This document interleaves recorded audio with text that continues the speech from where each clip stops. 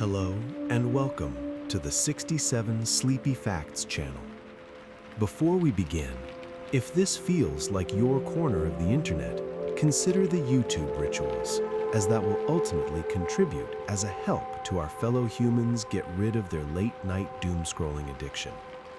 While we rush through our days, barely noticing the green backdrop to our lives, plants are engaged in their own slow dramas of survival, communication, and extraordinary adaptation. Tonight, we're going to explore 67 fascinating facts about the botanical world, from the rarest flowers that bloom for just a single night to ancient organisms that have been alive since before the pyramids were built. We'll encounter plants that can count, trees that recognize their own children, flowers that generate heat like warm-blooded animals, and seeds that can wait centuries for the perfect moment to sprout. These aren't the basic biology lessons you might remember from school. These are the peculiar species hidden in remote corners of the world, the bizarre adaptations that challenge everything we thought we knew about what it means to be alive, and the secret behaviors that scientists have only recently discovered. So settle in, get comfortable, and prepare to meet some of the strangest and most wonderful organisms on Earth. Let's begin our slow descent into the fascinating world of botany, where carnivorous plants set traps faster than the eye can see, where parasites bloom into flowers 3 feet across, and where the impossible becomes beautifully real. Venus flytraps digest their prey remarkably similar to those in the human stomach, including proteases and chitinases that break down proteins and insect exoskeletons. The trap is lined with glands that secrete these digestive fluids once the trap has closed and the plant has confirmed it caught something worthwhile. Small insects might be able to escape before the trap seals completely, but larger prey stimulate continued movement triggers that signal the plant to seal the trap tightly and begin flooding it with enzymes. Digestion takes about 10 days, after which the trap reopens, revealing the empty exoskeleton of the prey, which blows away in the wind. Each trap can only close about 3 to 5 times before it dies and is replaced by a new trap, so the plant is selective about what it invests in digesting. The ability to count stimuli prevents the plant from wasting a closing on non-food items, and the ability to verify continued movement ensures it's caught actual prey rather than a falling twig. The plant lives in nutrient-poor bogs where the soil lacks nitrogen, and by catching and digesting insects, it supplements its diet, effectively farming meat in a plant body. Plants don't actually sleep the way we do, but they do have something remarkably similar called nyctinastic movement. Every evening, many plants fold their leaves or close their flowers in response to darkness, and they reopen them at dawn. What's fascinating is that even if you keep these plants in complete darkness for days, they'll continue this rhythm on roughly the same schedule, proving they have an internal biological clock. Prayer plants are masters of this, folding their leaves upward each night like hands in prayer. And the rustling sound of thousands of leaves moving simultaneously in a forest at dusk is something few people ever get to experience. Scientists have discovered that this movement is controlled by changes in water pressure within specialized cells at the base of each leaf. And the plant somehow knows when night is coming, even without seeing the sun. The world's largest living organism isn't a whale or an elephant. It's actually a plant, or more specifically, a clonal colony of quaking aspen trees in Utah called Pando. This single organism covers over 100 acres and consists of more than 40,000 individual tree trunks, but they're all genetically identical and share a single root system. Pando weighs approximately 6,000 metric tons and is estimated to be anywhere from 80,000 to 1 million years old, making it potentially the oldest living thing on Earth. Every single tree you see in this grove is essentially one branch of the same individual, and when one trunk dies, the root system simply sends up new shoots. Walking through Pando, you're walking through a single ancient being that has survived ice ages, climate shifts, and the rise and fall of entire civilizations. There are plants that can count, and they do it without a brain or nervous system. The Venus flytrap doesn't snap shut the moment an insect touches its trigger hairs. It waits until those hairs are touched twice within about 20 seconds. This prevents the plant from wasting energy closing on raindrops or debris blown by wind. What's remarkable is that the plant can distinguish between one touch and two touches. It can measure the time between touches, and it can reset its count if too much time passes. Scientists still don't fully understand how the plant stores this information, but they believe it involves calcium ions moving through the plant's cells, creating a kind of short-term memory. After the trap closes, the plant counts again. It needs further stimulation from a struggling insect to begin producing digestive enzymes, and if nothing continues to move inside, the trap will reopen within a day or two, recognizing it caught something that wasn't worth digesting. Deep in the Amazon rainforest, there are trees that depend entirely on a single species of ant, and those ants depend entirely on those trees. Cecropia trees have hollow stems that are perfect homes for Azteca ants, and the tree even produces special protein-rich structures called mullerian bodies on its leaves that serve as food for the ants. In exchange, the ants viciously attack anything that touches their tree, whether it's a leaf-eating insect, a climbing vine, or even a human hand. The ants will swarm out by the thousands, biting and stinging any threat to their home. What makes this partnership even more intricate is that the ants also remove any fungal spores or competing plant seeds that land on their tree, essentially weeding the garden around their home. If you removed all the ants from a Cecropia tree, it would likely be overgrown by vines and consumed by insects within months. And if you removed the tree, the entire ant colony would perish because they've evolved to eat nothing else but what the tree provides. Some flowers can generate heat, and not just a little warmth, but temperatures that would feel hot to your touch. The skunk cabbage, which blooms in late winter, can maintain its flower temperature at around 72 degrees Fahrenheit, even when the surrounding air is below freezing. This thermogenesis, as it's called, requires the flower to metabolize energy at a rate comparable to a small mammal like a shrew. The heat serves multiple purposes.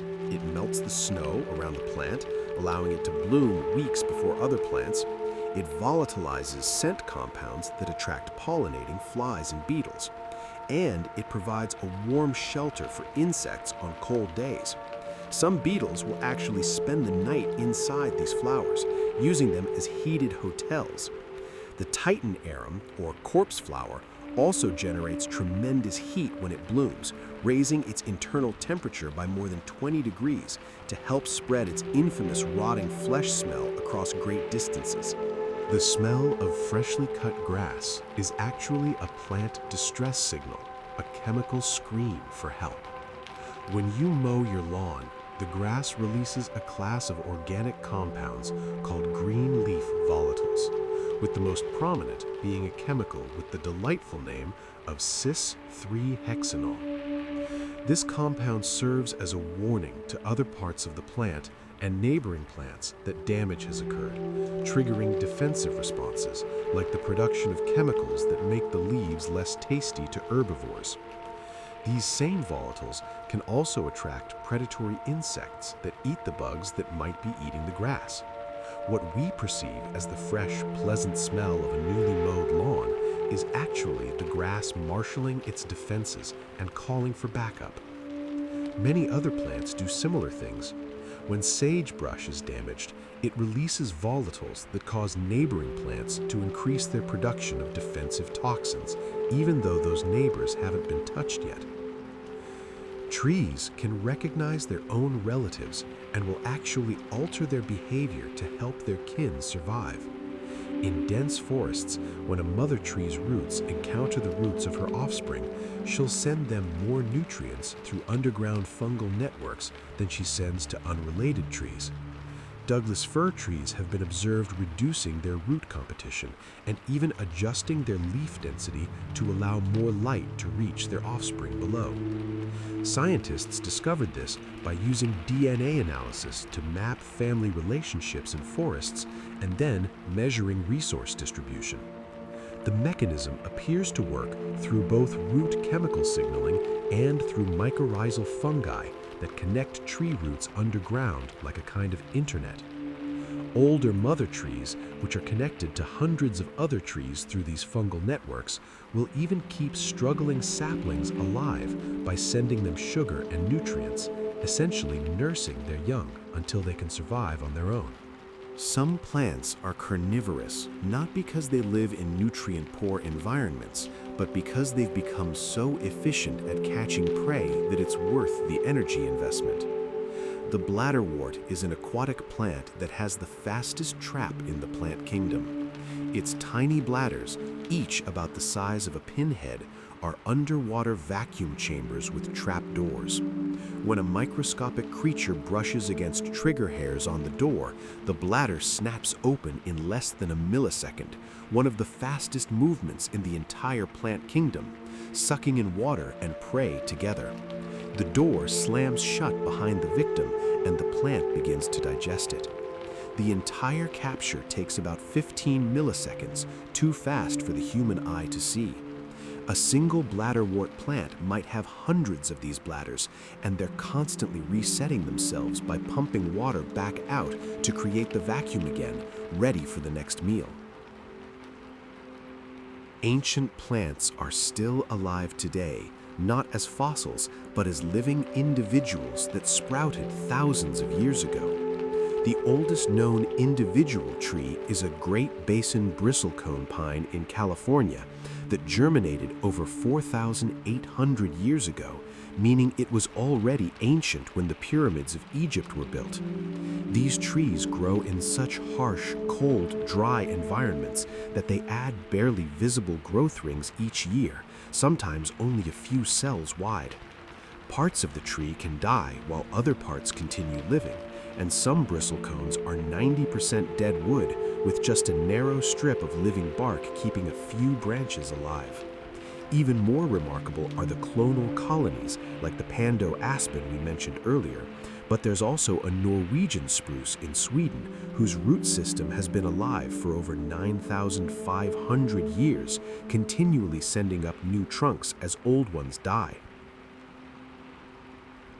Flowers can hear, or at least they can sense vibrations in a way that might be considered a primitive form of hearing. Evening primrose flowers were found to produce sweeter nectar within minutes of sensing the vibrations made by bee wings. When researchers played recordings of bee flight sounds to the flowers, the nectar became measurably sweeter, but when they played random noises or higher frequency sounds, nothing happened. The flower petals themselves appear to act like ears, vibrating at frequencies that match the sound of pollinator wings. This makes evolutionary sense because producing extra sweet nectar is energetically expensive, so the plant only invests in premium nectar when pollinators are actually nearby. It's a form of sensory perception that botanists are only beginning to understand, and it suggests that plants might be sensing their acoustic environment in ways we never suspected. The color you see when you look at a leaf isn't actually the color the leaf is using. Plants appear green because they're reflecting green light, which means they're not using it for photosynthesis. Instead, chlorophyll primarily absorbs blue and red light, using those wavelengths to power the conversion of carbon dioxide and water into sugar. The green light is essentially wasted, bounced back into your eyes. Scientists have long wondered why plants evolved this way, since capturing green light too would make photosynthesis more efficient. One theory suggests that absorbing all wavelengths would actually damage the plant's delicate photosynthetic machinery during bright sunlight, so reflecting green light acts as a safety valve. Another theory proposes that early plants evolved beneath purple photosynthetic bacteria in ancient oceans, so they adapted to use the wavelengths that weren't already being absorbed by the organisms above them. Some plants are mathematical geniuses, or at least they behave as though they can perform arithmetic. Arabidopsis, a small flowering plant commonly used in research, can apparently divide. During the day, the plant performs photosynthesis and stores energy as starch. At night, when it can't make new energy, it gradually consumes this starch to stay alive. Researchers discovered that the plant somehow measures how much starch it has and how many hours until dawn, then divides the first number by the second to calculate exactly how much starch to consume each hour to last until morning without running out or wasting reserves. If you trick the plant by turning the lights on earlier or later than expected, it recalculates and adjusts its consumption rate. The plant does this without a brain, using only biochemical reactions, and scientists still don't fully understand the mechanism, but the mathematical precision is undeniable. There are flowers that bloom for only a single night and are dead by morning. The night-blooming cereus, often called the queen of the night, produces spectacular white flowers that might be 8 inches across, but they open only after sunset and wilt before the next sunrise. The plant might spend an entire year growing a single flower bud, and when it finally blooms, the event lasts perhaps 6 hours. The timing is precise because the flower is pollinated by night-flying moths, particularly sphinx moths, with long tongues that can reach the nectar at the bottom of the flower's deep tube. The scent is intoxicatingly sweet, designed to attract pollinators from great distances during the brief window when the flower is receptive. People who grow these cacti will sometimes throw midnight parties when a bloom is expected, because witnessing it is such a rare and fleeting experience. Plants invented wood, and it changed the entire planet. Before plants developed lignin, the complex polymer that makes wood rigid and rot-resistant, they were limited to growing low to the ground. About 400 million years ago, plants began incorporating lignin into their cell walls, which allowed them to build tall trunks and compete for sunlight. This was revolutionary, but there was a problem. Nothing had evolved to decompose lignin yet. For the next 60 million years or so, dead trees didn't rot. They just piled up, layer upon layer, getting buried and compressed. This was the Carboniferous period, and all that unrotted wood eventually became the vast coal deposits we mine today.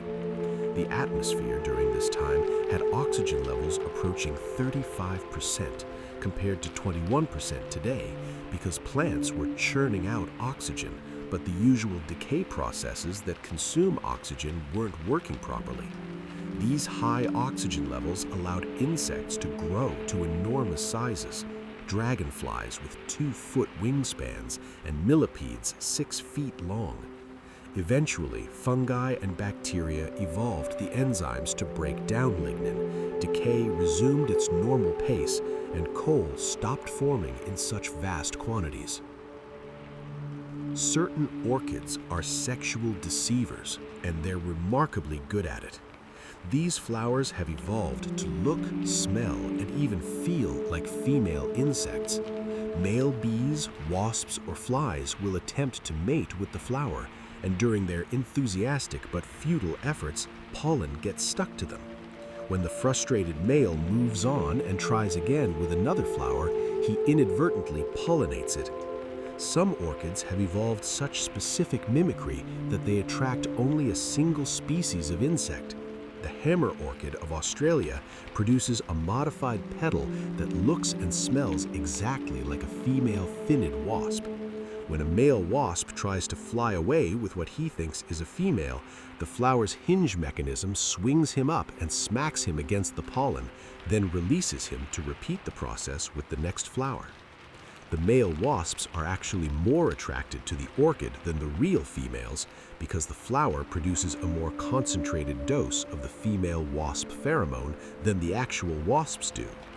Mangrove trees grow in salt water, which should be impossible for most plants. Salt in high concentrations is toxic to plant cells, but mangroves have evolved multiple ingenious solutions. Some species filter out more than 90% of the salt at their roots, preventing it from ever entering the plant. Others allow salt into their systems, but then concentrate it in old leaves, which they drop, essentially excreting the salt. If you touch the leaves of some mangrove species, you can actually feel salt crystals on the surface where they've been pushed out through specialized glands. Mangroves also face another challenge.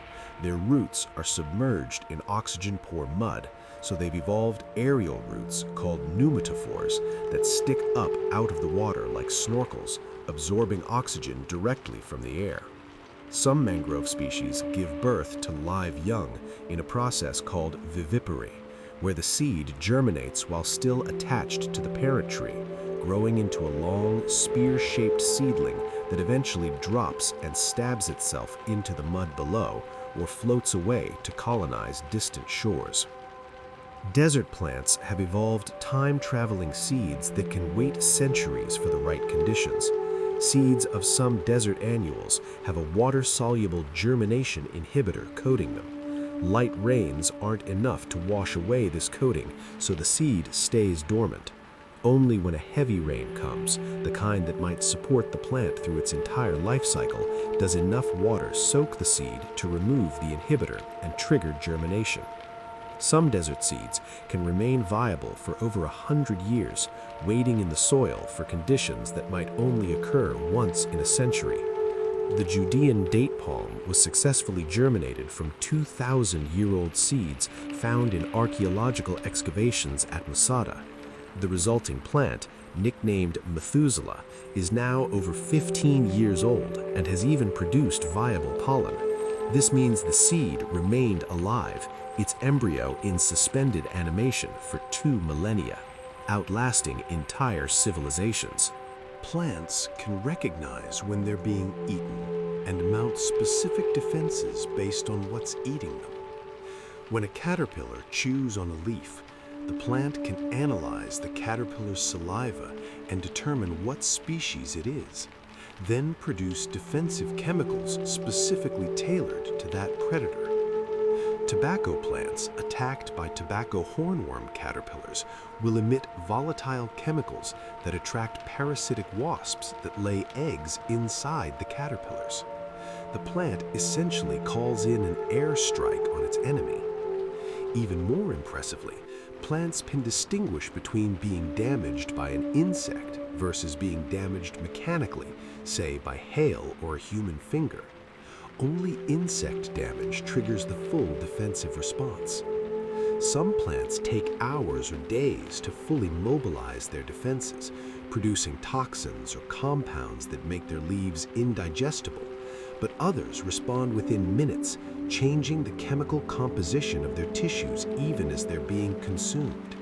The largest seed in the world weighs over 40 pounds and comes from the Coco de Mer palm, found only in the Seychelles Islands.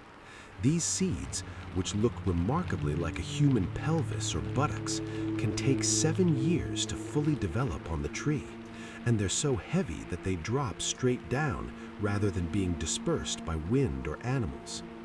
The palm itself can live for over 1,000 years, and the trees are either male or female, with male trees producing enormous phallic catkins, sometimes over 3 feet long. In the 18th and 19th centuries, these suggestively shaped seeds and flowers gave rise to numerous legends, including the belief that the trees walked around and made love at night, and that anyone who witnessed this would die. The seeds were once worth more than their weight in gold and were believed to be an antidote to all poisons. Today, the coco de mer is critically endangered, and the seeds are protected, each one numbered and tracked by the Seychelles government. Certain plants can move their seeds actively, even though the plant itself is rooted in place.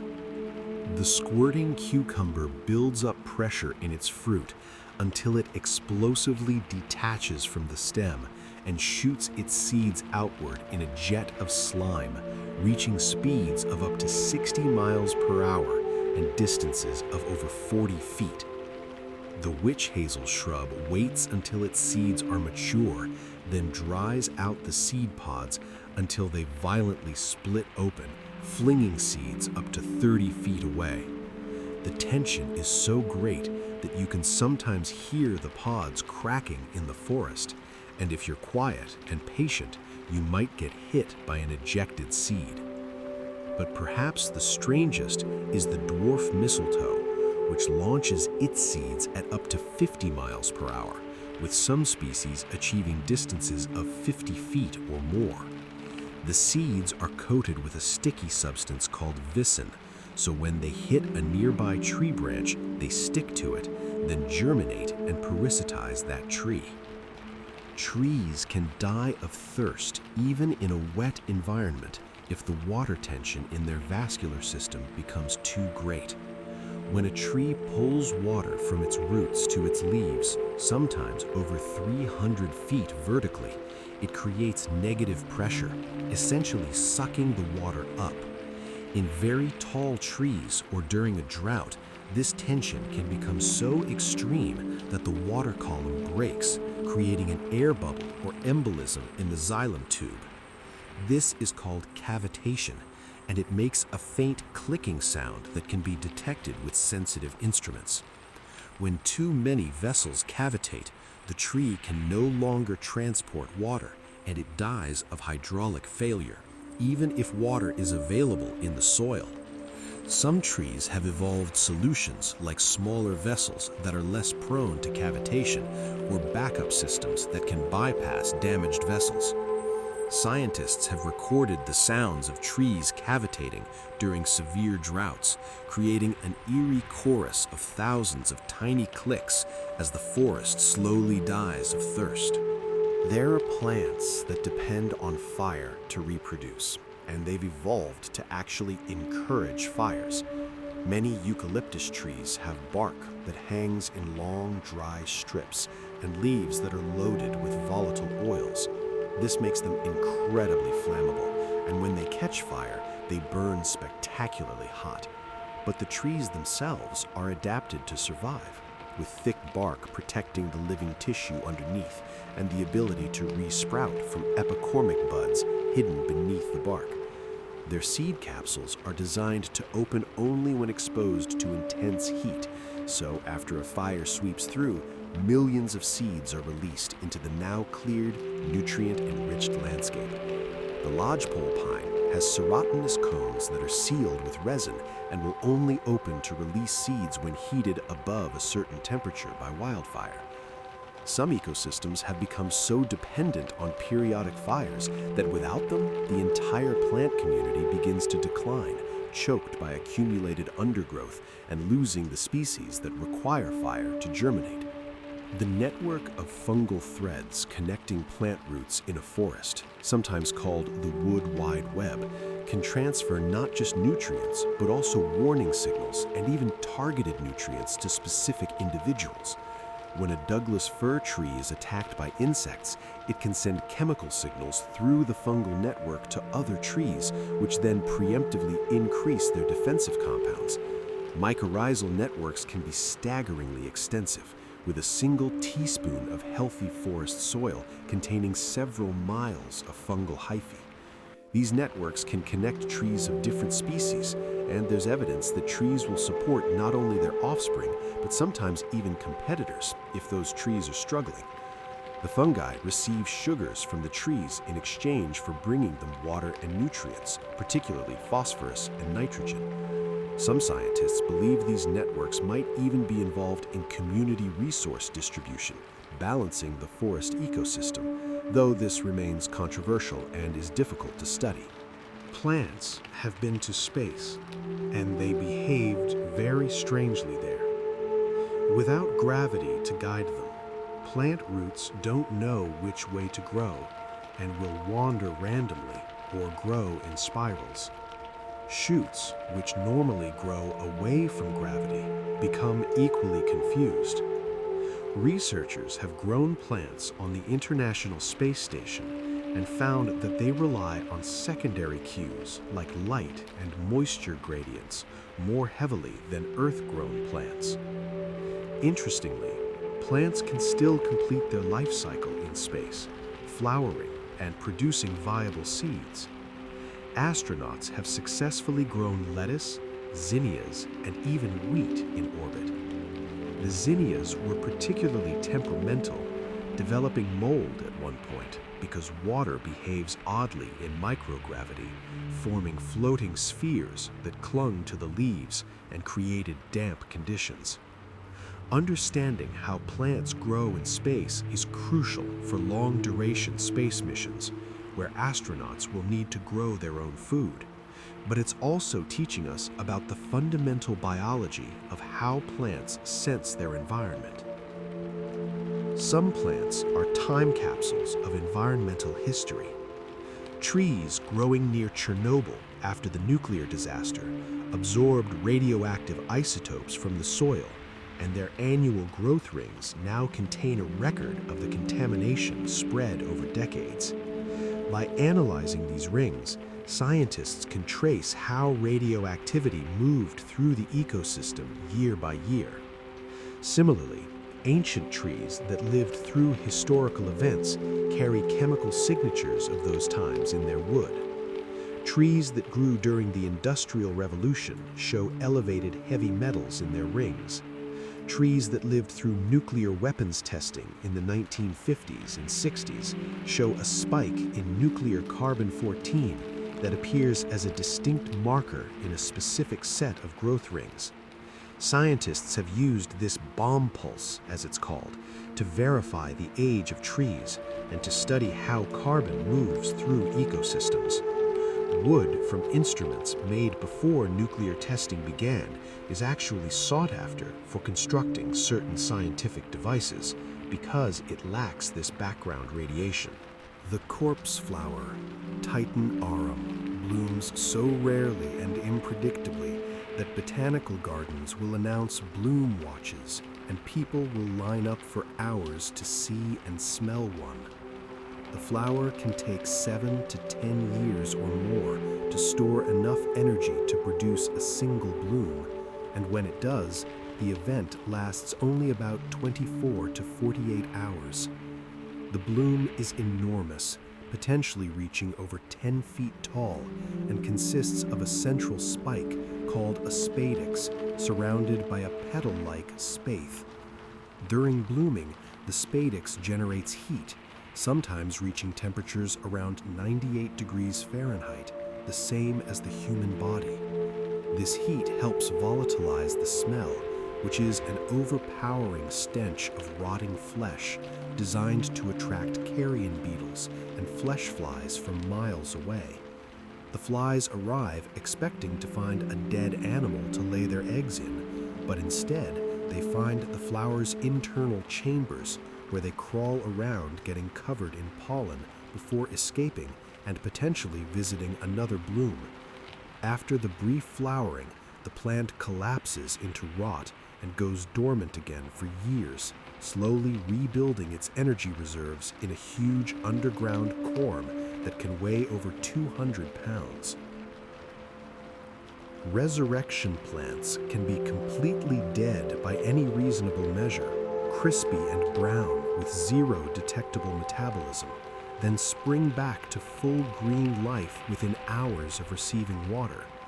These plants, found in deserts around the world, can lose up to 95% of their water content and remain in this desiccated state for years, even decades.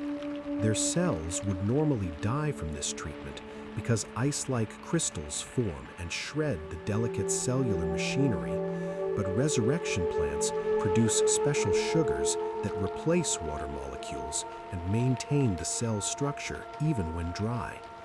When water returns, these sugars dissolve, the cells plump up, and photosynthesis resumes within hours. The most famous resurrection plant is the Rose of Jericho, which curls into a tight brown ball when dry and opens up green when wet. Some people keep these as curiosities, drying them out and rehydrating them repeatedly, and the plants seem none the worse for the experience. Scientists are intensely interested in understanding the molecular mechanisms that allow this feat, hoping to engineer drought tolerance into crop plants. Some bamboos are gregarious flowerers, meaning every individual of that species flowers simultaneously worldwide on a genetically determined schedule, regardless of location or growing conditions. Certain species flower every 60, 80, or even 120 years, and then on the appointed year, every single plant of that species everywhere in the world produces flowers, sets seed, and dies. Scientists still don't fully understand how the plants maintain this synchronized clock over such long periods. The die-off can be ecologically catastrophic in some regions, as bamboo forests that provided food and shelter suddenly collapse. However, the massive seed production can also cause problems, as in parts of India where bamboo flowering leads to population explosions of rats that feast on the abundant seeds, then turn to human crops when the seeds run out, causing famine. The synchronization might be an evolutionary strategy to overwhelm seed predators, producing so many seeds all at once that even if most are eaten, some will survive. Carnivorous plants evolved at least 6 separate occasions in unrelated plant lineages, which means being a meat-eater was such a successful strategy in nutrient-poor environments that evolution arrived at the same solution multiple times. Pitcher plants, sundews, Venus flytraps, bladderworts, butterworts, and others all evolved to digest animals, but they did so using completely different mechanisms and structures. Some pitcher plants have even evolved to stop being carnivorous and instead provide housing for ants or bats, collecting their droppings as fertilizer. The Nepenthes raja pitcher can be large enough to drown and digest rats, and there are credible reports of these plants capturing small birds and mammals. The digestive fluids in these pitchers contain enzymes similar to those in animal stomachs, and the process can take days or weeks to completely break down a prey item into absorbable nutrients. Some pitcher plants host entire ecosystems inside them, with specialized mosquito larvae, bacteria, and other organisms that live nowhere else, helping to break down the prey and sharing in the resulting nutrient soup. Ancient plants changed the evolution of animal life in profound ways. Grasses evolved relatively recently, only about 70 million years ago. But when they developed the ability to quickly regrow from their base after being grazed, they created a new kind of ecosystem. Grasslands expanded dramatically, and this drove the evolution of grazing animals with specialized teeth and digestive systems. Horses evolved from small forest browsers with multiple toes into large plains runners with hooves and high-crowned teeth capable of grinding silica-rich grass. Grass is actually quite difficult to digest because of its silica content, which wears down teeth, and its cellulose structure, which requires specialized gut bacteria to break down. The evolution of grasses essentially created the ecological niches that led to vast herds of grazing animals, which in turn supported predators, which in turn shaped the evolution of speed, size, and cooperative behavior in both predators and prey. Plants communicate through the air using volatile organic compounds, creating a chemical language we're only beginning to decipher. When a sagebrush plant is damaged, its neighbors detect the warning volatiles and increase their production of defensive chemicals, even though they haven't been touched. Lima bean plants being attacked by spider mites will emit a specific blend of chemicals that attracts predatory mites that eat the spider mites.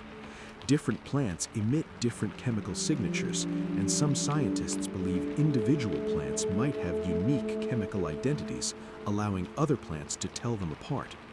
Tobacco plants can distinguish between volatile signals sent by a related plant versus an unrelated one, responding more strongly to kin.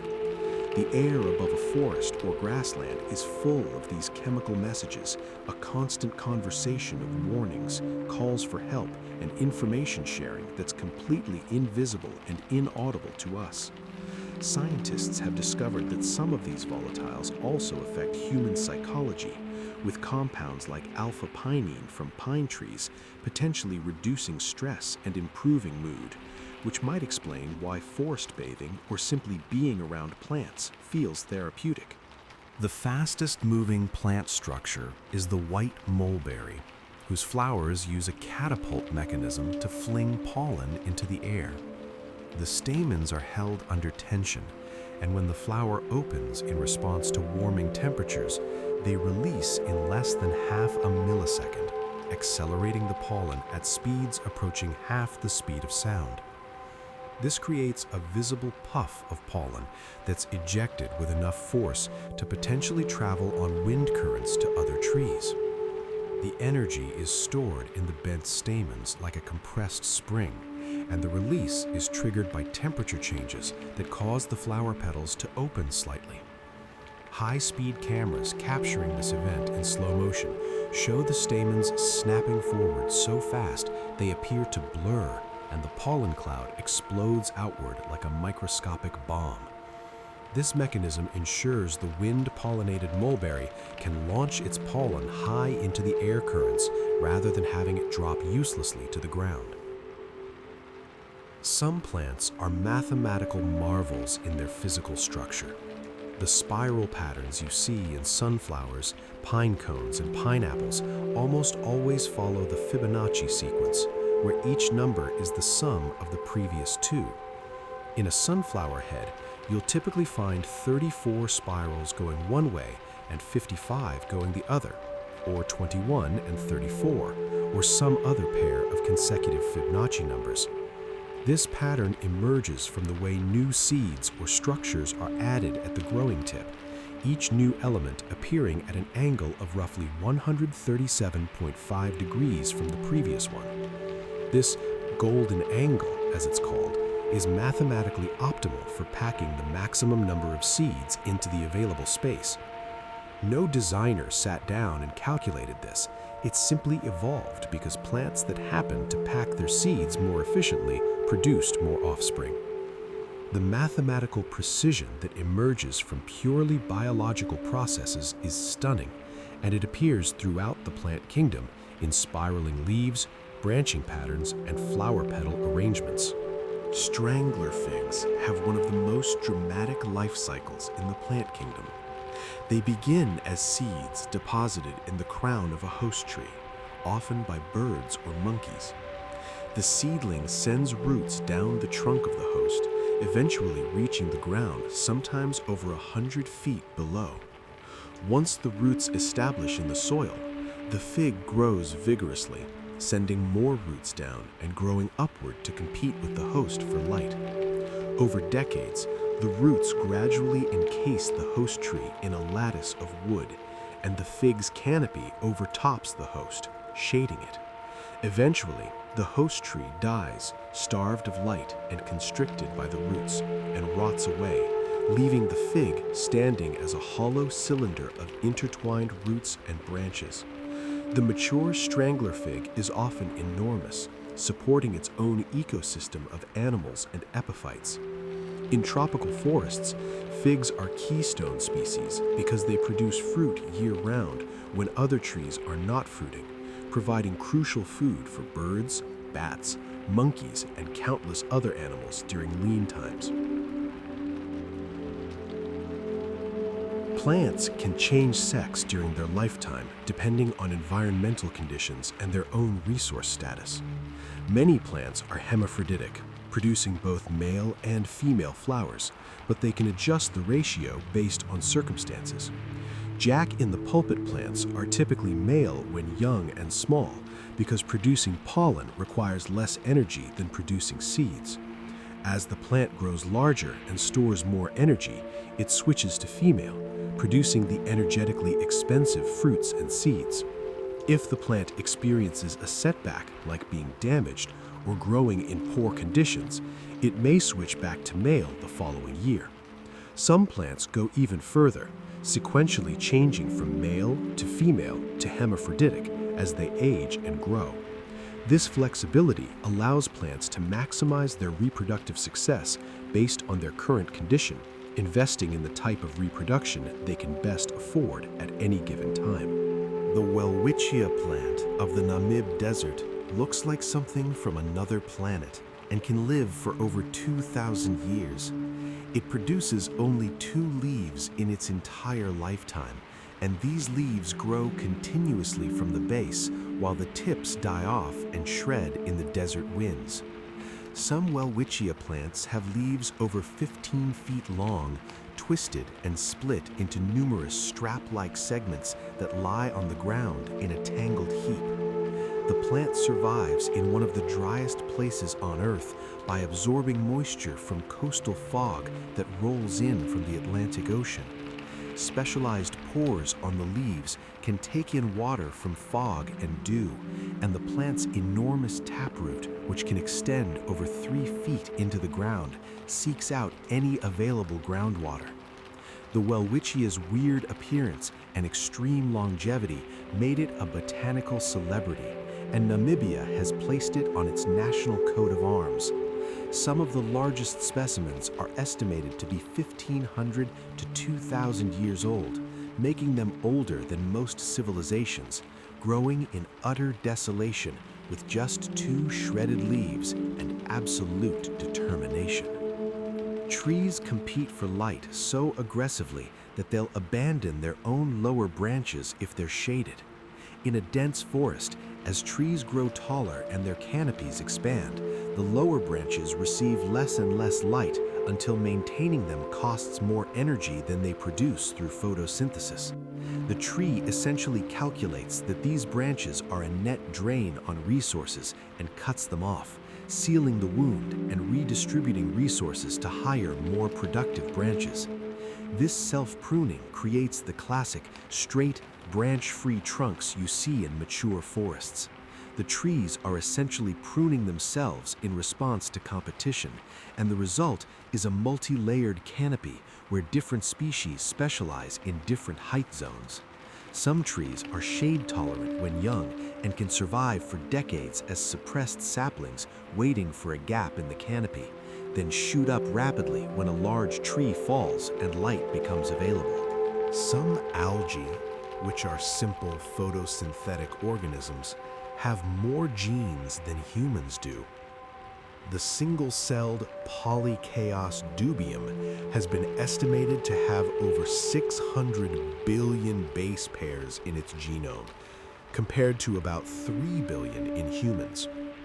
Even some plants have much larger genomes than ours. The Paris japonica plant holds the record for the largest known genome of any organism at 150 billion base pairs, 50 times larger than the human genome. This doesn't necessarily mean these organisms are more complex than we are. Much of the extra DNA consists of repetitive sequences and duplicated genes whose function, if any, is unclear.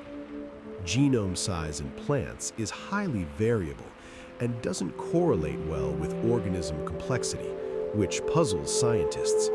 Some tiny, simple plants have enormous genomes, while some complex flowering plants have compact ones. This challenges our assumptions about the relationship between genetic information and biological complexity.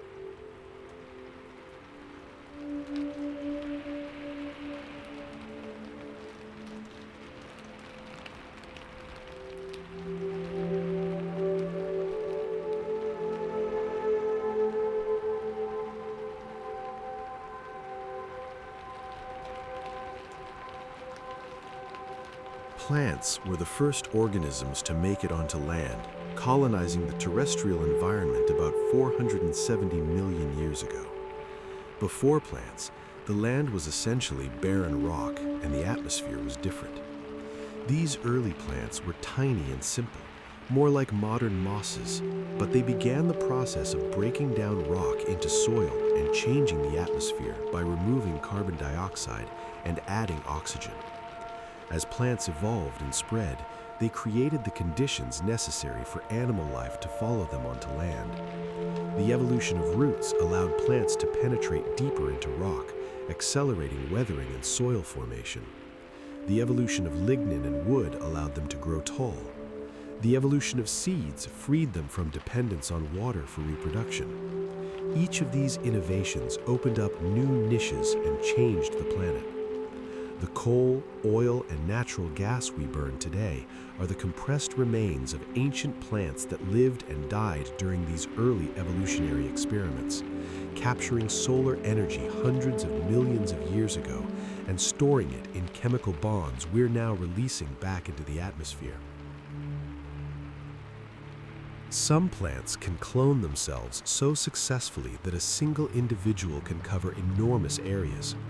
Quaking aspen trees, as we mentioned, can form clonal colonies, but so can many grasses, ferns, and other plants. There's a clonal colony of seagrass in the Mediterranean called Posidonia oceanica that stretches for over 8 miles and is estimated to be between 80,000 and 200,000 years old. In some cases, the individual ramets or shoots might only live decades, but the underlying root or rhizome system is ancient and keeps producing new shoots. These clonal organisms challenge our concepts of what an individual is. If you have 1,000 tree trunks all connected by roots and all genetically identical, is that one organism or 1,000? They can share resources through the connected root system, but individual ramets can also die without killing the whole organism. Some scientists argue these should be considered superorganisms, akin to ant colonies where individual ants are like cells in a larger entity. The Victoria Amazonica water lily has leaves that can grow up to 9 feet in diameter and can support the weight of a small child, sometimes over 100 pounds. The underside of the leaf has an intricate structure of ribs and cross ribs that trap air and create a rigid framework similar to the understructure of a modern bridge. The edges of the leaves turn up to form a rim, further increasing structural integrity. The upper surface is waxy and water repellent, with any rain that falls on it running off to the edge. The lily's flowers are also remarkable, opening white on the first night and attracting scarab beetles with a pineapple-like scent and heat generated by the flower, sometimes up to 20 degrees above air temperature. The beetles become trapped inside the flower overnight as it closes. On the second night, the flower opens again, now pink instead of white, releases the beetles covered in pollen, and doesn't produce heat or scent anymore. The color change signals to beetles that this flower has already been serviced and they should visit a white one instead. The flower then closes and sinks beneath the water to develop seeds. Some plants are parasites of other parasites. There are species of mistletoe that parasitize other mistletoe species, and fungi that parasitize other fungi. Reflexia, the plant that produces the largest individual flower in the world, is a parasite of vines in the grape family. The Reflexia has no leaves, no stem, and no roots. It exists as threads of cells inside the host vine, only becoming visible when it erupts through the bark to produce its enormous, reeking flower, which can be 3 feet across and weigh 15 pounds. The flower smells like rotting meat and is pollinated by carrion flies. After pollination, the flower rots away and the seeds are likely dispersed by large mammals that step on the decaying flower, though the dispersal mechanism is still not entirely understood. The Reflexia life cycle is so cryptic that it went decades between scientific discoveries, and new species are still being found in Southeast Asian rainforests. Plants move, just very slowly by our standards. Time-lapse photography reveals that plants are in constant motion, circling and searching as they grow. This movement, called circumnutation, involves the growing tip of a stem or root rotating in a spiral or elliptical pattern as it grows forward. Darwin studied this extensively and wrote an entire book about plant movements.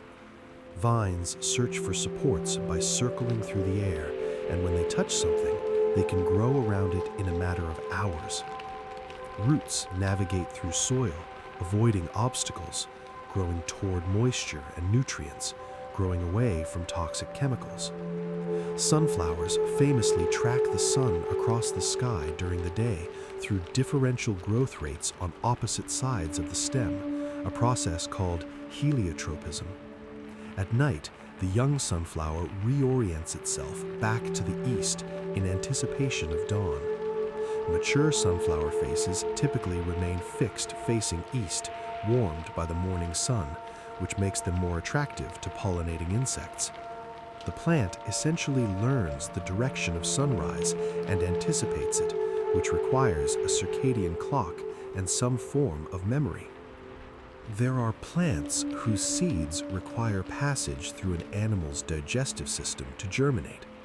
Some acacias have seeds with hard coats that only break down after being eaten by elephants and passing through their digestive tract over a day or two.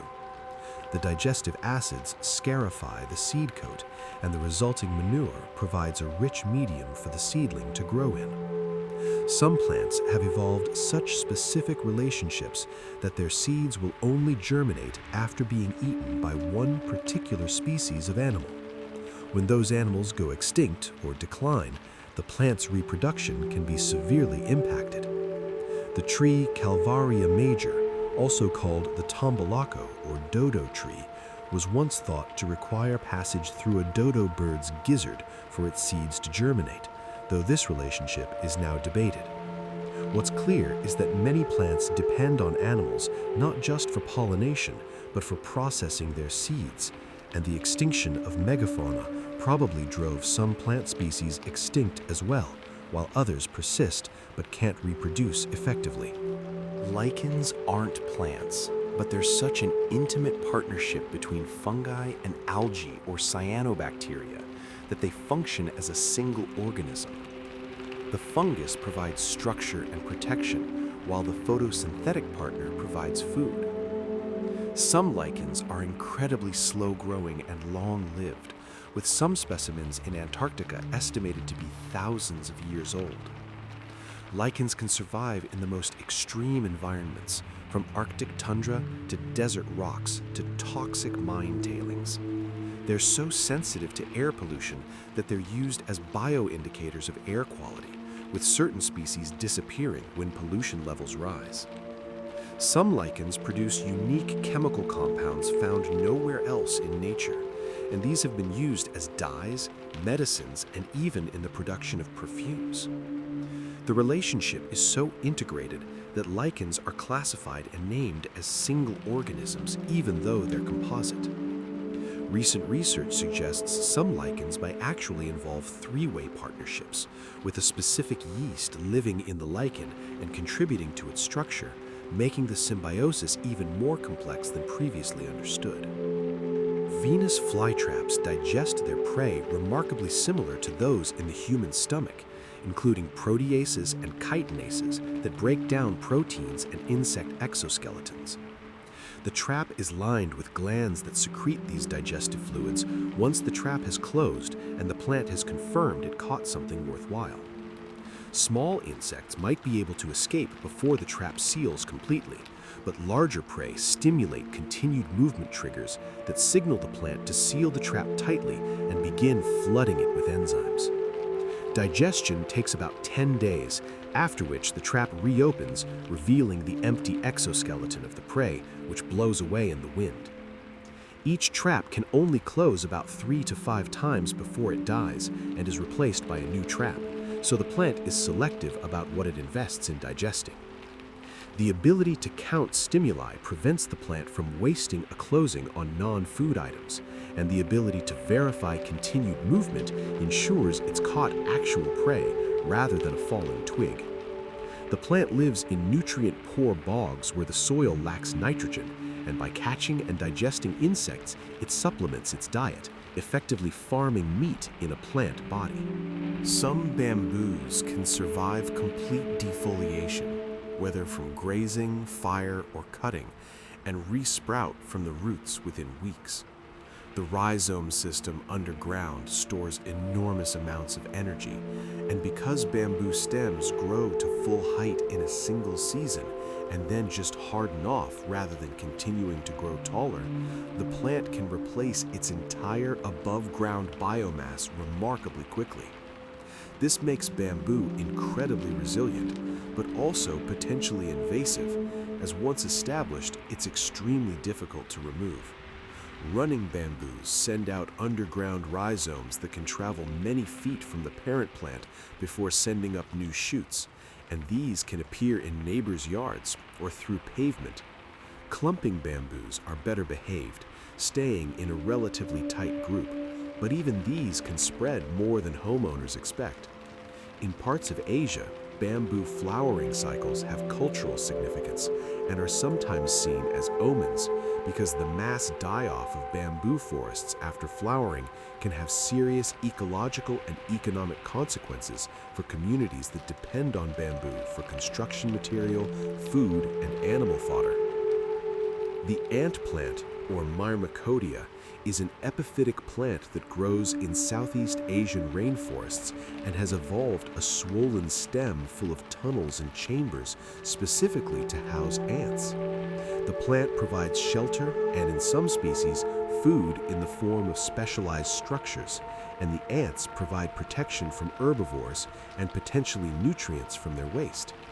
The internal structure is complex, with some chambers smooth-walled and used by ants for raising their young, and others with rough, warty walls that the ants use as toilets. The plant absorbs nutrients from the ant waste through these warty walls, essentially farming the ants for fertilizer.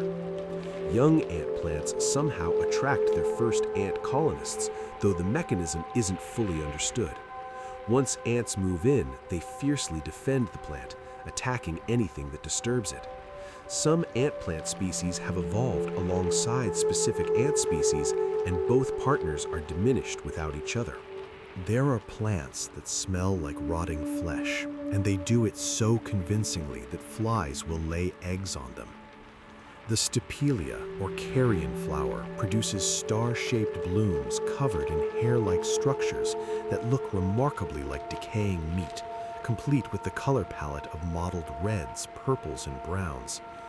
The smell is so powerful and so accurate that flies are completely fooled, landing on the flower and depositing eggs that will hatch into maggots with nothing to eat. The flower gets pollinated and the fly's offspring die, a deception so complete it's almost cruel. Some species of Reflexia and Amorphophallus employ similar strategies, filling the air with the stench of death to attract their pollinators.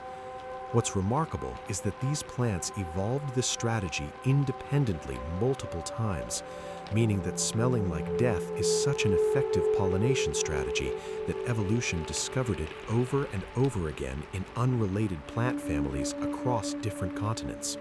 The dragon's blood tree of Socotra Island looks like an alien umbrella turned inside out, with a dense canopy of branches that all curve upward and inward.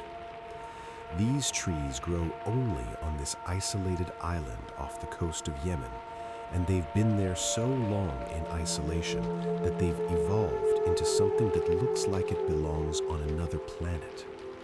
When the bark is cut, the tree bleeds a deep red resin that was highly prized in ancient times as medicine, dye, and incense. The umbrella shape isn't just for show. It's a brilliant adaptation that channels fog and rain down the branches to the roots and provides shade for the tree's own root system in the intense desert heat. Some of these trees are estimated to be over 500 years old, and they grow so slowly that dating them is extremely difficult. The tree only grows in specific microclimates on the island, and climate change is threatening their survival, making them living fossils that might not survive another century. The baobab tree of Africa can live for over 2,000 years and grows so massive that its trunk can be hollowed out and used as a shelter, a storage room, or even a bar. Some baobabs have trunks over 90 feet in circumference, wide enough that you could park several cars inside if it were hollow. The tree stores thousands of gallons of water in its spongy wood, allowing it to survive extreme droughts that would kill almost any other tree. During dry seasons, the baobab can actually shrink as it uses up its water reserves, then swell again when rains return. The tree looks perpetually strange, with a swollen trunk and relatively sparse branches that led to the legend that the devil pulled it up and replanted it upside down with its roots in the air. Baobabs produce huge white flowers that open only at night and are pollinated by bats. The fruit, called monkey bread, has a hard shell and contains a tart pulp that's extremely rich in vitamin C. Some of the oldest baobabs in Africa have recently died quite suddenly, and scientists suspect climate change is stressing these ancient trees beyond their tolerance limits. Welwitschia isn't the only plant that lives in extreme deserts. The lithops, or living stones, are succulents that have evolved to look exactly like the pebbles and rocks surrounding them in the deserts of southern Africa. They consist of just two thick leaves fused together with a gap between them from which a single flower emerges. The leaves are often mottled and colored to match the specific rocks in their habitat, making them nearly invisible to herbivores. Different populations of lithops match different rock types, showing local adaptation to an extreme degree. These plants can live for 50 years or more, and they're so slow growing that they might add only a millimeter or two to their diameter each year. They survive by storing water in their succulent leaves and having almost no surface area exposed to the drying air. When it does rain, they quickly absorb as much water as possible, swelling up like little water balloons, then slowly use that water over the following months or even years. Some ferns don't need soil at all and grow on other plants or even on... Welwitschia isn't the only plant that lives in extreme deserts. The lithops, or living stones, are succulents that have evolved to look exactly like the pebbles and rocks surrounding them in the deserts of southern Africa. They consist of just two thick leaves fused together with a gap between them from which a single flower emerges. The leaves are often mottled and colored to match the specific rocks in their habitat, making them nearly invisible to herbivores. Different populations of lithops match different rock types, showing local adaptation to an extreme degree. These plants can live for 50 years or more, and they're so slow growing that they might add only a millimeter or two to their diameter each year. They survive by storing water in their succulent leaves and having almost no surface area exposed to the drying air. When it does rain, they quickly absorb as much water as possible, swelling up like little water balloons, then slowly use that water over the following months or even years. Some ferns don't need soil at all and grow on other plants or even on bare rock. The resurrection fern commonly grows on tree branches in the southeastern United States, and it gets all its nutrients from rain, dust, and decaying organic matter that washes over it. During dry periods, the fern curls up brown and crispy, looking completely dead. But within hours of rain, it unfurls green and healthy again. Staghorn ferns grow on trees in tropical forests, producing two different types of fronds. One that grows flat against the tree and catches falling leaves and debris to create its own compost pile, and another that grows outward and does the photosynthesis. The plant essentially farms its own fertilizer. Some ferns in the genus Ozola are aquatic and float on water, and they have a permanent symbiotic relationship with cyanobacteria living in cavities in their leaves. The bacteria fix nitrogen from the air, and the fern provides them with sugars and a home. This partnership is so efficient that Ozola is sometimes used as a green fertilizer in rice paddies, where it covers the water surface and adds nitrogen to the soil as it decomposes. The talipot palm waits up to 80 years to flower, and when it does, it produces the largest inflorescence of any plant, a branching structure that can contain millions of individual flowers. The flowering process takes so much energy that the palm dies afterward, having invested every last resource into this single reproductive event. The flower spike can be 25 feet tall and contain between 1 and 10 million individual flowers. Once pollinated, the palm produces thousands of fruits, each containing a seed. Then the entire tree dies and collapses. This is called monocarpy, and while it seems wasteful, it's actually an effective strategy because the massive synchronized seed production overwhelms predators. Even if animals eat 90% of the seeds, so many are produced that plenty survive.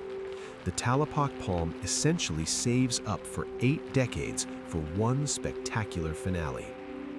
The telegraph plant, or Desmodium gyrans, has leaves that move constantly in a slow, swaying dance, even when there's no wind. The smaller leaflets can complete a full rotation in just a few minutes, moving fast enough that you can watch them with the naked eye.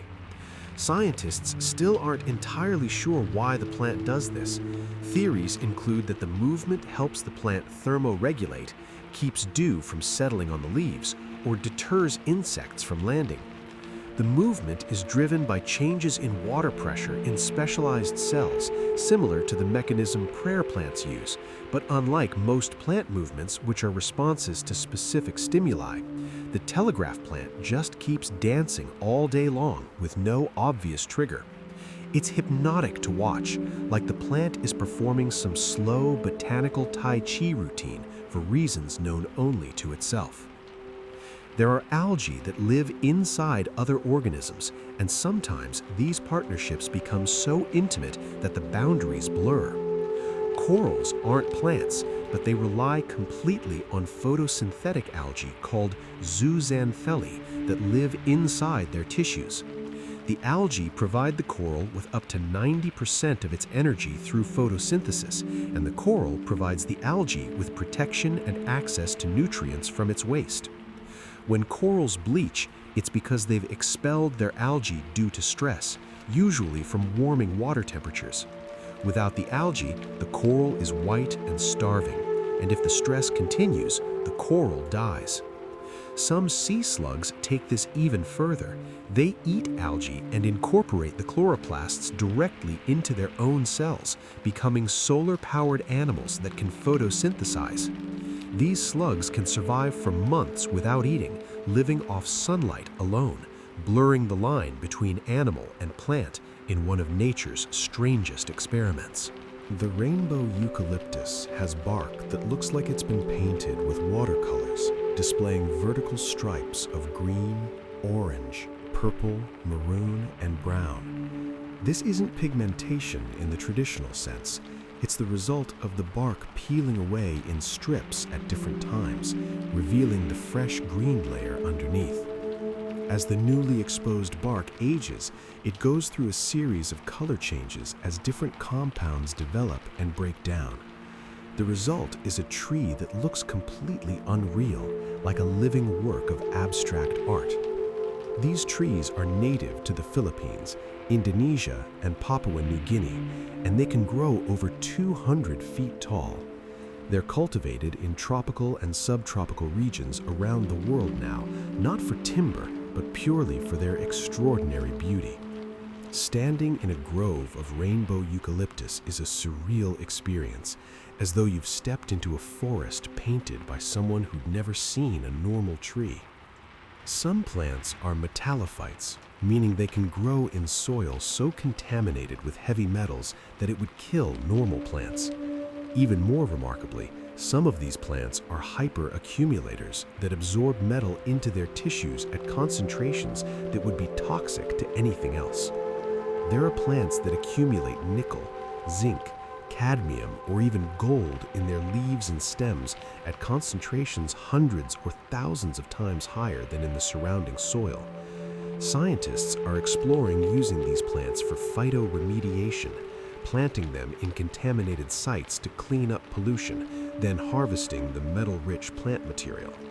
Some researchers envision phytomining, where plants are grown on low-grade ore deposits, then harvested and burned with the metal recovered from the ash. A type of fern in New Guinea can accumulate nickel up to 25% of its dry weight, turning its sap into something resembling liquid metal. These plants have evolved specialized mechanisms to sequester metals in their vacuoles, keeping the toxins away from sensitive cellular machinery, essentially using internal quarantine to survive in environments that are otherwise lifeless. The monkey puzzle tree has a name that comes from the observation that its branches are so dense with sharp, scale-like leaves that even a monkey would be puzzled about how to climb it. These trees are native to Chile and Argentina and are living fossils, nearly identical to their ancestors that grew when dinosaurs walked the earth. The trees can live for over 1,000 years and grow to over 160 feet tall. They're dioecious, meaning individual trees are either male or female, and they don't produce cones until they're around 40 years old. The large seeds are edible and were a food source for indigenous peoples. The tree's scientific name, Araria aracuana, comes from the Araucanian people of Chile. What's particularly interesting is that these trees are adapted to fire, with thick bark that insulates the living tissue from flames, and seeds that can survive fire and germinate in the nutrient-rich ash afterward. They're another example of plants that have evolved alongside fire and depend on it to clear competition and create opportunities for their seeds. The sensitive plant, Mimosa pudica, folds its leaves and droops when touched, a response so quick it almost seems animal-like. Within seconds of being disturbed, the leaflets fold together, the stems droop, and the whole plant looks wilted and dead. This is a defensive response that might startle herbivores or make the plant look less appealing or already eaten. The mechanism involves rapid changes in water pressure within specialized cells called pulvini at the base of each leaf and leaflet. When the plant is touched, electrical signals similar to nerve impulses in animals race through the tissue, triggering the pressure changes. What's fascinating is that the plant can learn and habituate. If you drop it repeatedly, it will eventually stop responding because it learns the stimulus is harmless. This is a form of memory and learning in an organism without a brain, challenging our assumptions about what's required for these cognitive functions. The plant will rest overnight and reset its sensitivity, ready to respond again the next day. Fungus farming isn't unique to humans or even to ants. Some plants do it too, in a way. Certain orchids produce seeds that are essentially just embryos with no stored food, and they can only germinate if they're infected by the right species of mycorrhizal fungus. The fungus provides the developing seedling with all the nutrients it needs until it can photosynthesize. Some orchids remain dependent on their fungal partners their entire lives, parasitizing the fungus, which is in turn getting sugar from trees through mycorrhizal networks. These orchids are essentially tapping into the wood wide web and stealing from the forest through a fungal intermediary. The ghost orchid, famous for being difficult to cultivate and extremely rare, has this type of relationship.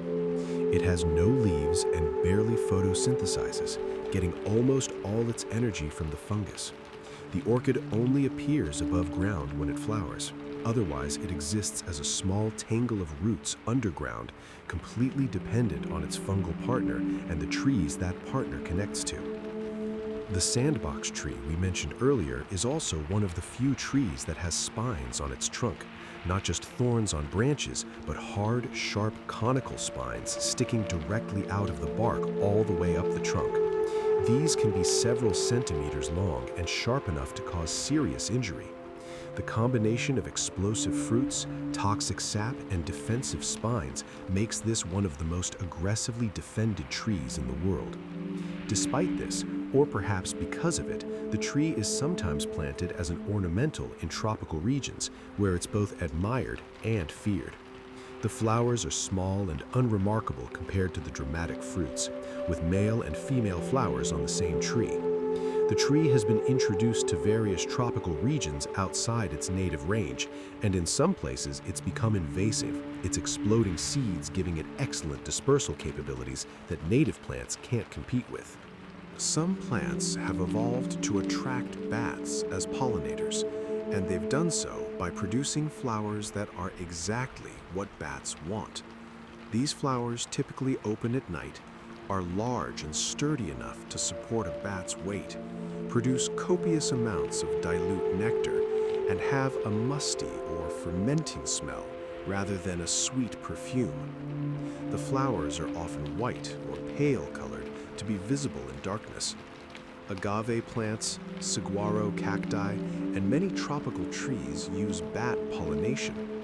The bats get a high-energy meal of nectar and pollen, and in return, they transfer pollen between plants as they feed. Some of these relationships are highly specialized, with certain bat species feeding almost exclusively from certain plant species. The decline of bat populations due to disease, habitat loss, and persecution is therefore directly threatening the reproduction of many plant species. Tequila, which comes from agave plants, depends on bat pollinators for the agave's reproduction, meaning our margaritas are ultimately powered by bats doing their job. The corpse lily, Rafflesia arnoldi, which we touched on earlier, is so unusual it's worth exploring further. The entire plant consists of thin strands of tissue that penetrate a host vine, with no leaves, stems, or roots of its own. For months or even years, there's no external sign the parasite is present. Then, a tiny bud appears on the vine, growing over months into something the size of a cabbage. When it finally opens, the flower can measure over 3 feet across and weigh over 20 pounds, making it the largest single flower in the world.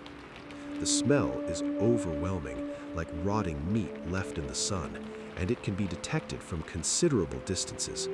Flies arrive in droves, crawling all over the flower and pollinating it.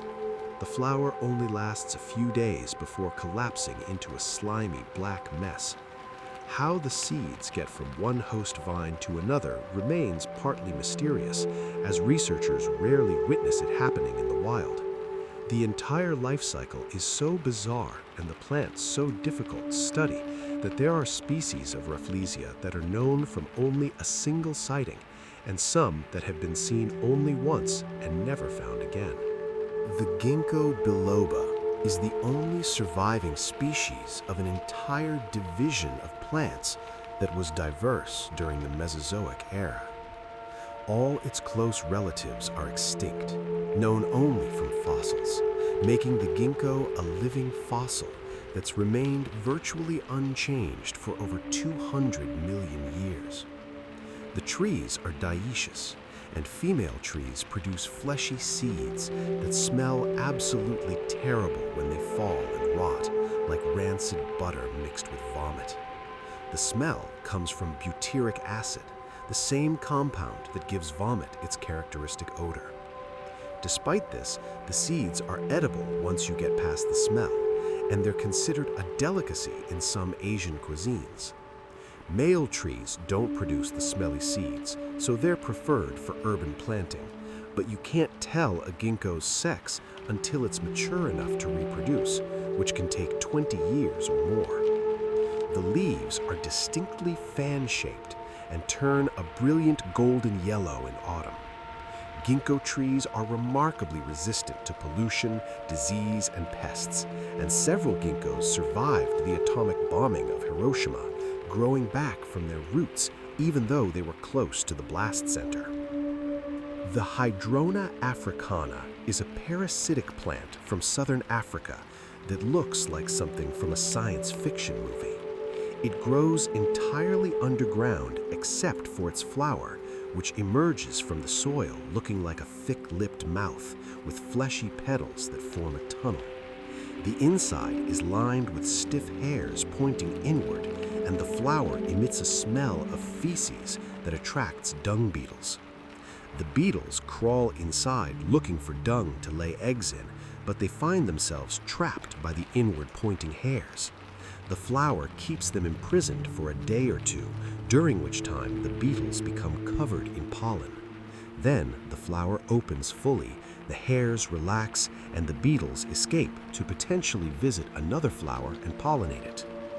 The plant parasitizes the roots of various shrubs in the arid regions where it grows, and the fruit is edible and apparently quite tasty, though you'd be fairly desperate to experiment with eating something that looks so alien and smells so foul. Thank you for staying with me through this journey into botanical strangeness. We've explored trees that use chemical warfare, plants that farm their own fertilizer, flowers that practice deception on an operatic scale, and organisms that survive being frozen for centuries. The plant kingdom contains strategies and solutions that seem almost impossibly creative, yet they all emerged through the simple process of evolution, small changes tested over millions of years until the impossible became real.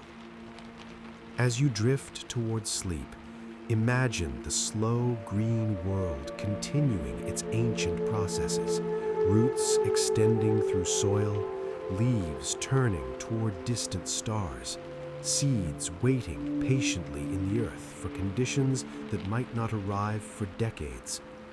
Plants were here long before us and will likely be here long after, silently, patiently reshaping the world one cell at a time.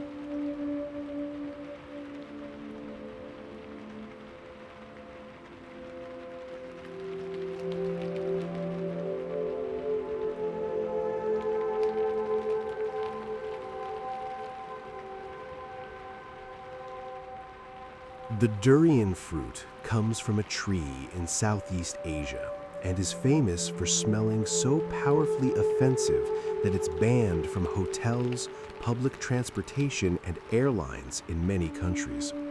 People describe the smell as rotting onions mixed with gym socks and sewage.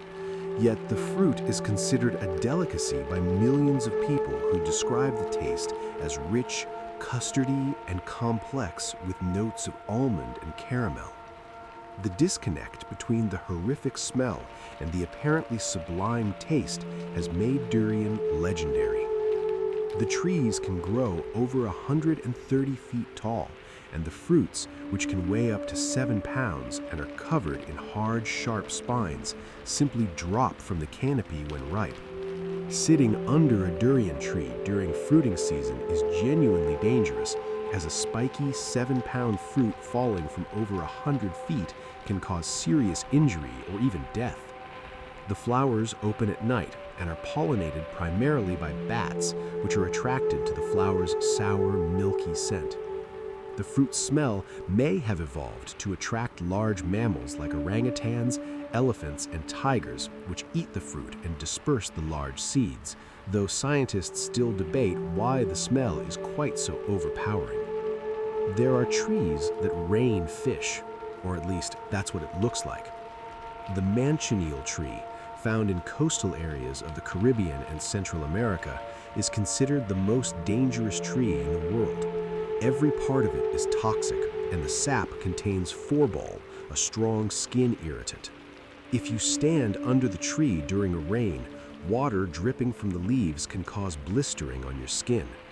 The smoke from burning manchineel wood can cause blindness if it gets in your eyes, and eating the fruit, which looks like small green apples, can cause severe poisoning and even death. Indigenous peoples used the sap to poison arrows, and Spanish conquistadors reported tying enemies to manchineel trees and leaving them to suffer from the dripping sap. Despite being so toxic, the manchineel plays an important ecological role in stabilizing coastal soils and providing habitat, and iguanas can eat the fruit with no ill effects. The trees are usually marked with warning signs or painted with a red X, but tourists occasionally make the mistake of seeking shade under one during a rainstorm or biting into the innocent-looking fruit. The dragon arum, or Dracunculus vulgaris, produces a flower that looks like something from a horror film, a deep purple-black spathe surrounding a tall black spadix that can reach 3 feet in height. The smell it produces is one of the worst in the plant kingdom, a concentrated essence of rotting meat that can make people physically ill. The plant times its blooming for warm days and generates heat to volatilize the smell, creating a cloud of stench that can envelop an entire garden. Flies arrive within minutes, crawling all over the flower, and the plant traps them overnight in the chamber at the base of the spathe. By morning, the flies are covered in pollen, and the plant releases them to go pollinate other blooms. Gardeners who grow this plant, and there are such people, warn visitors about the blooming schedule and sometimes isolate the plant far from the house. One bloom can make an entire property smell like a crime scene for several days. Despite this, or perhaps because of it, the plant has a cult following among collectors of unusual plants. The pencil tree, or Euphorbia tirucali, is a succulent from Africa that looks like a cluster of green sticks or pencils growing in a tangled mass. The stems photosynthesize directly, as the plant has tiny leaves that quickly drop off. When damaged, the plant exudes a thick, milky latex sap that is extremely toxic and caustic. The sap can cause severe skin burns, temporary blindness if it contacts eyes, and serious illness if ingested. Despite this, the plant is cultivated as an ornamental in warm climates and as a living fence in parts of Africa. In some regions, people have attempted to use the sap as a biofuel, as it contains hydrocarbons similar to petroleum, earning the plant the nickname petroleum plant. The idea was that these plants could be grown in arid areas unsuitable for food crops and harvested for their oil-like sap. though the economics and safety concerns have prevented large-scale adoption. The plant can grow quite large, reaching heights of over 20 feet, creating an otherworldly sculptural presence of toxic green sticks reaching toward the sky. Some mosses can survive being completely frozen and then thaw out and resume growing as if nothing happened. Antarctic mosses have been frozen for over 1,500 years in permafrost, then brought back to the lab, thawed, and successfully revived. The moss begins photosynthesizing again within days, completely unharmed by over a millennium of being frozen solid. Mosses achieve this through various protective mechanisms, including producing antifreeze proteins, removing water from their cells before it can freeze and cause damage, and having cell structures that can withstand being deformed by ice crystals. Some mosses can also survive complete desiccation, losing nearly all their water and entering a state of suspended animation until moisture returns. This extreme hardiness makes mosses among the most resilient organisms on Earth, able to colonize bare rock, survive in polar deserts, and persist in environments that would kill most other plants within hours. The silver sword plant, or Haleakala silver sword, grows only on the slopes of volcanoes in Hawaii, primarily in the crater of Haleakala on Maui. The plant consists of a dense ball of silver-haired leaves that can grow several feet across, hugging the ground. The silvery hairs reflect intense sunlight and help the plant conserve water in the harsh alpine environment. The plant can live for decades, slowly growing, then produces a single spectacular flowering stalk that can reach 9 feet tall and contains hundreds of maroon and yellow flowers. After this single flowering event, the plant dies, having invested everything in one reproductive explosion. The silver sword is so specialized to its volcanic habitat that it can't grow anywhere else, and it's found nowhere else in the world. Different Hawaiian volcanoes have their own species or subspecies of silver sword, each adapted to the specific conditions of their mountain.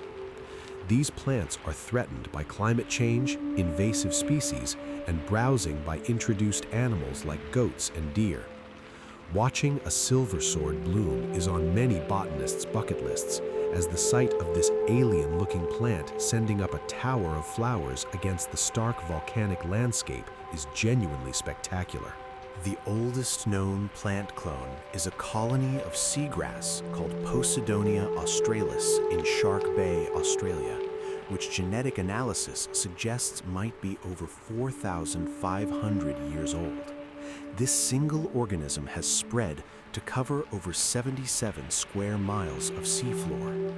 Seagrasses are actual flowering plants that returned to the ocean millions of years ago, re-evolving the ability to live completely submerged in saltwater.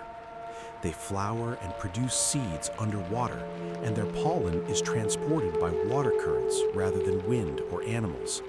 Seagrass meadows are incredibly important ecosystems, providing food and shelter for countless marine species, stabilizing sediments, and absorbing carbon dioxide from the water. The ancient Posidonia clone in Shark Bay grew in waters that are nearly twice as salty as normal seawater, and genetic analysis showed it has twice the normal number of chromosomes, which might give it extra genetic resilience. The fact that this one individual has persisted for millennia, slowly spreading across the seafloor while empires rose and fell on land, is a testament to the patient endurance of plant life. The hoodia plant from southern African deserts became famous when it was marketed as an appetite suppressant. The San people traditionally chewed hoodia stems during long hunting trips to suppress hunger and thirst, allowing them to hunt for days with minimal food. The active compound, now called P57, was isolated and studied, and pharmaceutical companies became interested in developing it as a diet drug. However, the story became complicated by issues of biopiracy and indigenous rights, as the San people's traditional knowledge was being commercialized without their compensation.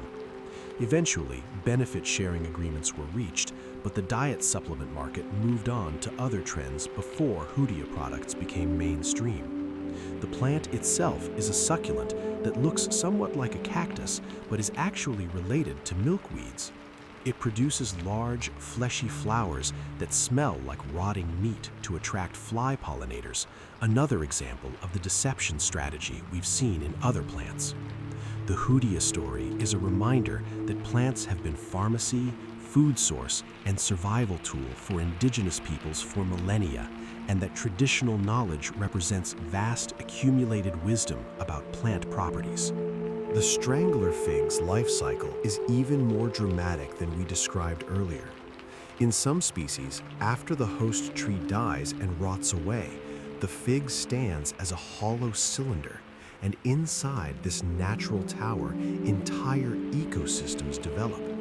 Birds nest in the cavities, bats roost in the hollow trunk, insects colonize the dead wood, and other plants grow from accumulated soil and debris. The fig becomes a vertical habitat supporting dozens of species. Some strangler figs live for centuries after their host has disappeared, and the lattice of roots becomes so thick and intertwined that it's structurally sound without any internal support. Walking inside a large, hollow strangler fig is an eerie experience, surrounded by living wood that outlines the ghost of the tree that was killed decades or centuries ago. The fig's roots eventually fuse together where they cross, creating a solid wall of wood that's as strong as a trunk. From a distance, the mature strangler looks like any other large tree, and only close inspection reveals its hollow heart and its origin as an assassin. The Wollemi pine was known only from fossils and thought to have been extinct for millions of years until 1994, when a park ranger in Australia stumbled upon a hidden grove of them in a remote canyon in the Blue Mountains. Fewer than 100 adult trees exist in the wild, all in this one location. The discovery was like finding a living dinosaur, a species unchanged since the Jurassic period, suddenly found alive and well in modern times. The exact location is kept secret to protect the trees from disease and poaching. The species has very low genetic diversity, suggesting it went through a severe population bottleneck, possibly multiple times. Scientists have propagated the tree, and it's now available commercially, which both reduces pressure on the wild population and provides insurance against extinction. The trees are surprisingly attractive, with the distinctive bubbly bark that looks like chocolate bubbles and bright lime green new growth in spring. The fact that such a large tree could remain undiscovered in Australia until the 1990s shows that the plant world still holds secrets, and there may be other species out there waiting to be found in remote corners of the world. Lithops, those living stones we mentioned, have one of the strangest growth cycles in the plant kingdom. Each year, the plant produces a new pair of leaves that grow up from between the old pair.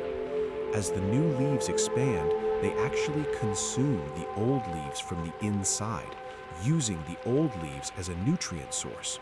Eventually, the old leaves are reduced to papery husks, and the new leaves have completely replaced them.